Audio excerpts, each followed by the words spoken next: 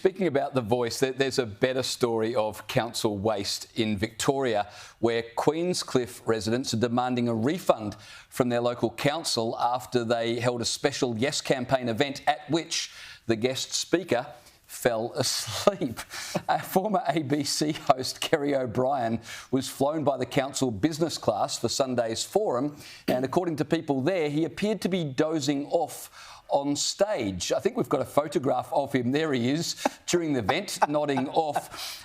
He had time to answer. I think he was just exhausted from the business class trip down to Victoria. He had time to answer two questions, and then he was back on his flight home to Queensland. Local residents said the event, which attracted less than 100 people, was basically just a hate fest against the No campaign.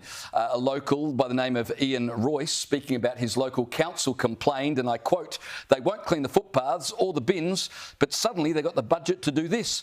They're rorting the system for their cause. These are our elected officials." Great point. But on the subject of Kerry O'Brien appearing to fall asleep, Caleb, I don't blame the guy. The council refused anyone from the No campaign ability to speak, so there was no reason for him to listen to other speakers. Everyone knew what was going to be said, so you might as well just nod off while other people are talking. I know, and it's a dead boring topic. I mean, he would have been in a room, I'm assuming, full of people of his age or perhaps even older, because the demographic in that the demographic in the area of Queenscliff is mostly retirees. It's a lovely part of the world on the Bellarine Peninsula in Victoria, but it's mostly people who've left Melbourne and gone down there to retire. So it would have been a room of people full of him who were probably just as exhausted as he was. He's listened to all this claptrap over and over and over and over and over and over again, and he's gone, well, bugger it, I'm just going to go to sleep. I got my business class flight. I got to have a nice day in Queenscliff. He probably went round and had a drink at the local pub and had a look at the water. Maybe he got the ferry over to Sorrento while he was there, had a lovely time.